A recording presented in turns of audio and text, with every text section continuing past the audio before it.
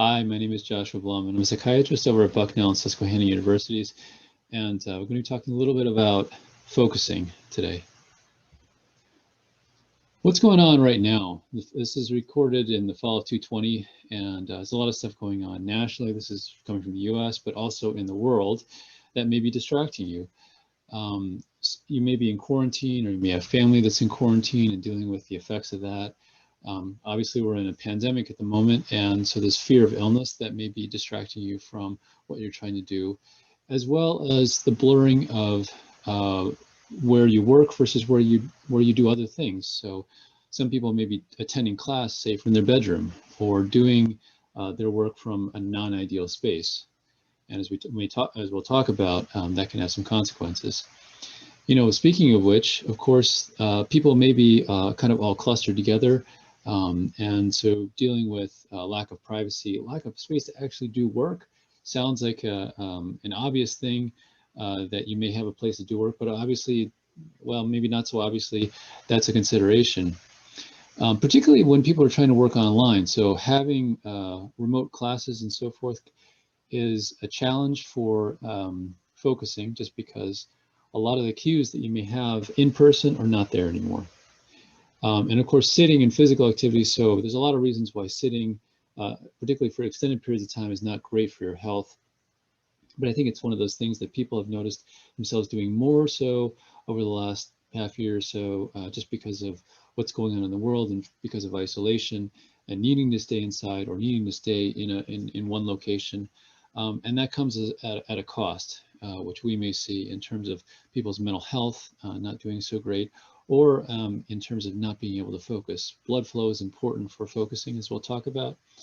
And very closely related to that is physical activity. So less physical activity translating into less ability to kind of get some of that energy out, probably higher chance of having things like anxiety and depression, as well as focus difficulties. When we talk about focusing, it's surprisingly, given the word, very non-specific. It's a sort of final common pathway to a lot of different mental health issues. So it's really a symptom. It really doesn't tell you where it comes from. You know, when people say like, well, I can't focus, people often think of like attention problems like ADHD, but just about anything, you know, in mental health can cause focus difficulties, including some very, very basic things. If you're not sleeping, if you're not eating, disordered eating, lack of adequate nutrition getting to the brain, you know, those are things that of course will cause that, as well as much more specific things, say like depression or effects of PTSD, OCD, psychosis, those kinds of things like that. When you can't focus, it extends much beyond that. I mean, sometimes people just think, well, it doesn't really cause a problem beyond school, right? But actually, it kind of can. So what about other parts of life, like higher rate of like motor vehicle accidents and stuff like that for folks that have focus problems, higher rate of substance issues, as well as a higher rate of a number of primary mental health issues, such as anxiety and depression. You know, other thing to consider is that sometimes people will come to us, they're saying like, you know, I'm just really stressed, you know, depressed and stuff like that. But the underlying cause, because those are just symptoms many times, you know, there's always something that's kind of causing these things. And many times the underlying cause can be something like poor focus. So we're really looking, I mean, the ideal situation is you try to find the root cause of what's going on, and that requires some time and someone who's going to do a thorough evaluation.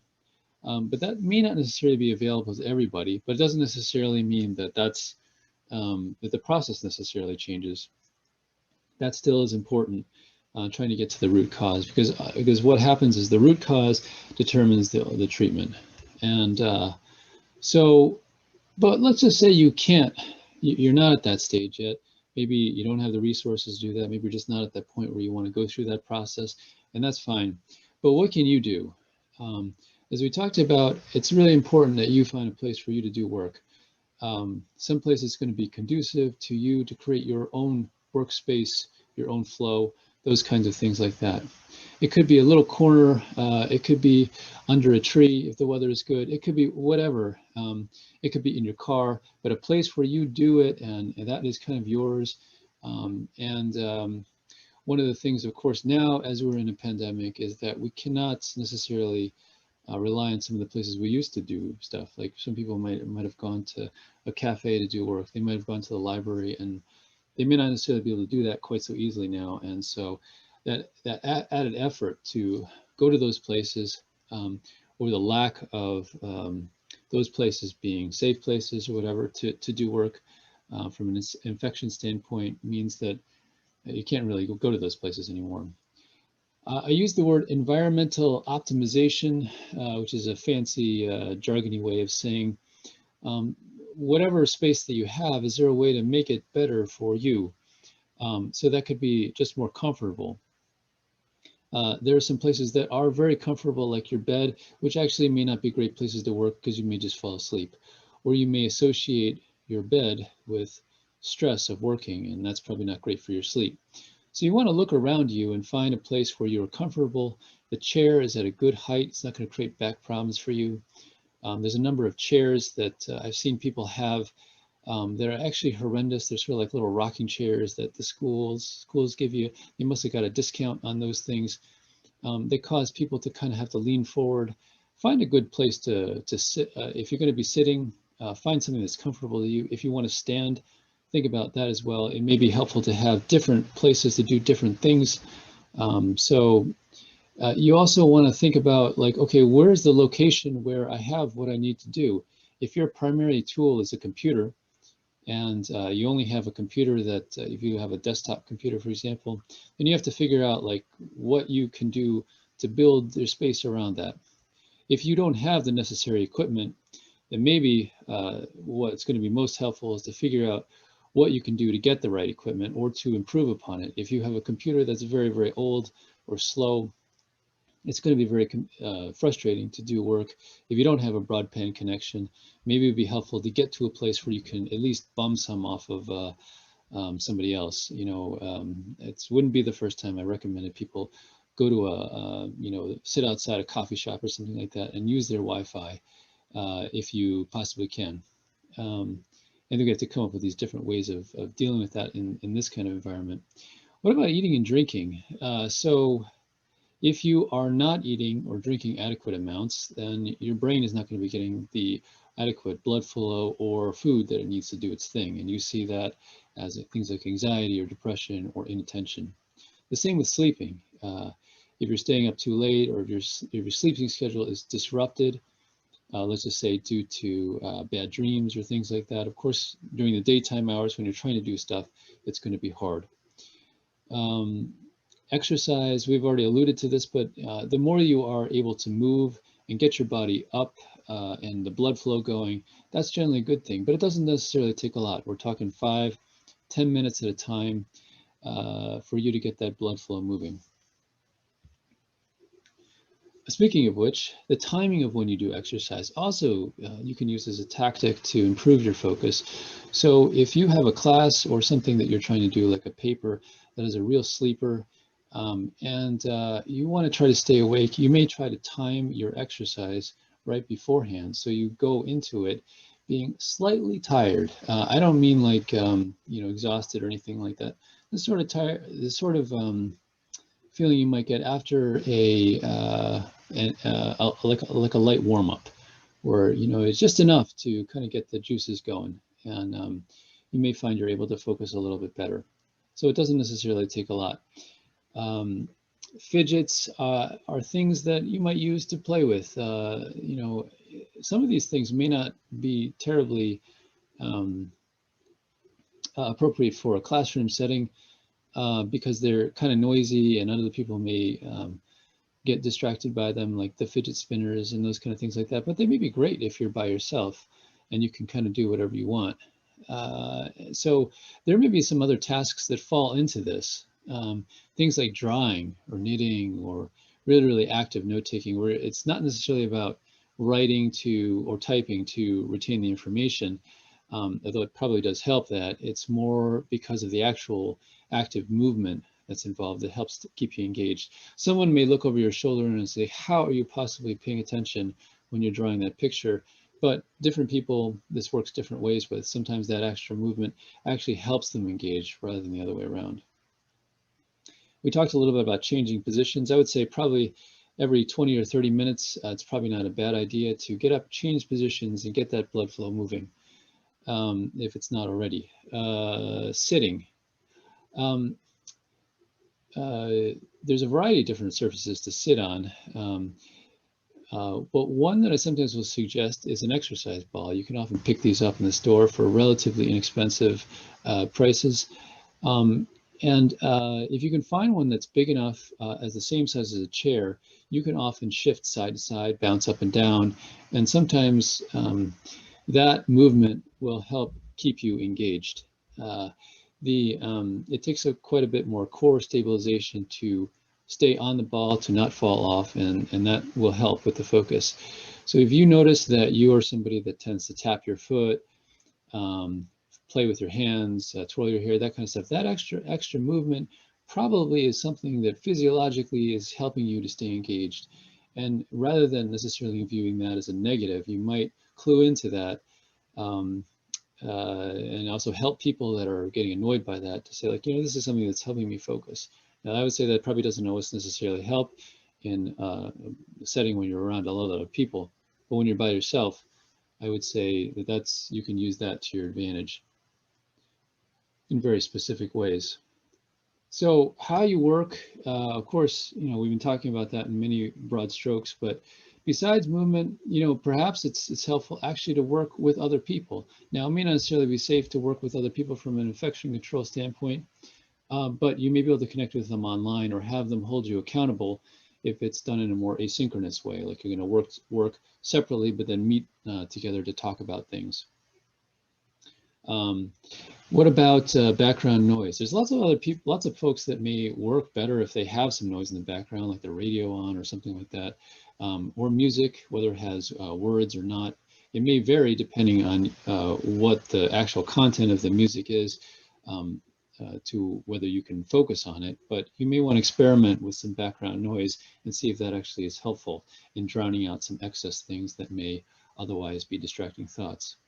If you are working on the computer, I'd encourage you to experiment with the setup you have of windows and things like that. So do you have one window open or do you have several?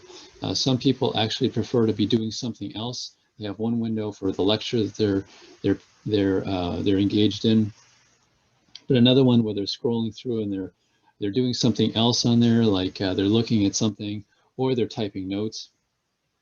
I think the main difficulty with this is that it's really, really easy to get stuck on something that you're doing. Say you're checking your email at the same time you're watching the lecture. It's really easy to get caught up in that and lose total track of the actual lecture. So I would just use some caution, but you may want to experiment with that and see what kind of works for you. Again, someone may look over your shoulder and say, like, how are you possibly paying attention? When you seem to be doing multiple different things. But I would say that folks that have attention difficulties, sometimes they need to have some of that going on, the extra stimulation to actually stay engaged. Our brain, however, tends to work best when it does one thing at a time in a very fixed way, but that really varies depending on the person for how long and particularly what way. 20, 30 minutes is sort of up to probably about 40 or 50 minutes is probably average for most people in terms of attention span, but that really varies. One of the things that you may try doing is experimenting with the length at which you work, trying to work on very short breaks if you're able to, say, take a break and then come back to it. But I will say breaks can be a double-edged sword for some people because with in general, when it comes to focus problems, it's not that you can't focus most of the time. Most people can actually focus okay, even if they have things like ADHD, if it's something they're very engaged with. I have plenty of patients who can play video games for hours and hours on end, but can't focus, on a lecture for more than 5 minutes. So it's not so much that they can't focus, but it's the switching from one task to the next, or staying focused if it's something that you're not super engaged with. That's the difficulty with our brain likes to do one thing at a time, but then when there's that task of being able to switch from one thing to the next actually is something that we learn as our brain matures. And so it gets easier for us to do that as we get older. It's much more difficult for young children to do that, but still that can be difficult. And so if you notice that you're working on something, you've got a good flow going, but then someone interrupts you, or you get a notification for your phone or a phone call or something like that, and then now you're shot, then that's a good clue that this may be an issue for you. And it's something that you can sort of plan for. So kind of doing it in measured amounts so that you can give yourself some breaks. But if despite that you are getting stuck and you find that you're reading the same thing over and over again, you're not getting anywhere, I wouldn't try to keep pounding on it. I would just try to get up, literally get up, move, do something else, get the blood flow going, or go on to something else that you can have more success on. When it comes to chemicals, I use that term intentionally rather than necessarily medications, because people may find some things that are recreational that they actually help them focus. I'm not endorsing recreational substances, some of which may be illicit, but the reason is really why. That's the important thing. Why are you using it? I have a number of folks that over the years who have found various things, whether it's caffeine or nicotine, or things like methamphetamines, and they actually find that those things paradoxically slow their mind down. They have other side effects, but so it's really, the question is why. And I think for the people that, if you encounter other people that are trying to stop using whatever substance they're using, it's always good to ask, so why do you typically use? Because it may not be necessarily the obvious thing, and that would be a good thing to think of for yourself if this applies. There's a lot of different brain chemicals involved, such as serotonin, norepinephrine, dopamine, glutamate, etc. But that goes for recreational versus non-recreational things. And many of them are implicated in attention. So a lot of folks have heard of stimulating medications, like caffeine, things like Adderall, Concerta, that kind of stuff. These are stimulants, so they help to improve attention, even though they are stimulating. They involve typically chemicals like dopamine and norepinephrine. They typically last a short period of time, but they may have some issues that may limit their use. So often physiologic dependence and tolerance. And they're not prescribed in all places, including the colleges that I work at, for a variety of reasons.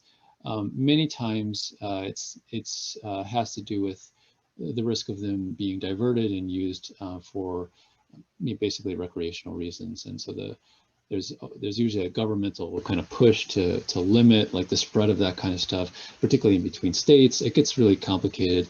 Most of the time, the folks who are prescribed these things for ADHD and stuff like that, they're not using them to get high because for them, it just kind of levels the playing field. I won't say that's true in all cases, but still, it gets complicated. But if you can't take stimulants for whatever reason, because often side effects may limit that, non-stimulants, there's a number of them, and antidepressants would also fall into that category. If you're depressed or anxious, of course, you won't be able to focus because your thoughts may be preoccupied. So there's a couple different categories of them. I put some abbreviations there: SSRIs, SNRIs, and tricyclics, TCAs, which tend to be a little bit older. A lot of them can be helpful for focusing, although they tend to do it a little bit more indirectly by treating things like anxiety and depression. Although the ones that have norepinephrine in there, that's the N, they tend to help a little bit more, at least in theory, with focusing. Although this particular category, SNRIs, there's a couple of them that fall into that category, like Effexor and Cymbalta. Those are the brand names. But there's not a lot of evidence that actually, there's not a lot of studies that have been done specifically for focus. It tends to be a little bit more anecdotal, older, smaller studies. Although the older antidepressants, they were used to treat focus difficulties, although the side effects sometimes limit their use. There are some ones that are still used today that are primarily antidepressants that work a different way from these other ones, things like bupropion and atomoxetine. You know, they treat focus a little bit more directly, and also you know, addressing, you know, issues like depression or anxiety, especially if anxiety is caused by lack of focus. And then there's some other things, certain blood pressure medications that work on the central nervous system, or a medication called amantadine, which is originally an antiviral medication that works on this chemical called glutamate, that can be helpful with focus in various ways. Of course, with any medication, you often deal with the risk of side effects. So that's an individual conversation you have with whoever's prescribing it. And that can, you know, often limit use, although not everybody experiences side effects to all things. But I would also say that there also is a risk of, and I guess you could call this a side effect, of doing nothing. And so whatever the status quo is, it's important just to be honest with yourself and say, like, okay, what is this? And is this essentially bad enough that I want to do something about it? And that's, if not, then maybe now is not the right time. But if it is, then, you know, some of these things, including medications, may be a tool. And that's really, at the end of the day, all they are. So no need to make too much of a big deal out of it. But if you're having focus problems, you're not alone. There's a lot of people that have them, probably more so now than ever. The underlying cause is really varied, and that's the important thing. If there's nothing else you get from this, that's really the important thing. The underlying cause of the focus problems is the most important thing to kind of try to figure out. But it may not be the thing that you can figure out right away. And so despite that, there's some non-specific things you can still do to try to make this better. Looking at things, your environment, to try to optimize that. Looking at things with regards to your overall health, whether you're sleeping, eating, what you're putting into your body, whether it's food, other kinds of medications that may cause side effects, medications that you are taking for mental health issues that are causing you know, additional side effects or other issues that are making it hard for you to focus, or certain foods or recreational things that are affecting this, and the ability to get exercise and keep moving. So if you're watching this and you are sitting or have not moved for a while, get up, move around. You may notice that your focus is better after this. So thank you for listening, and good luck in 220.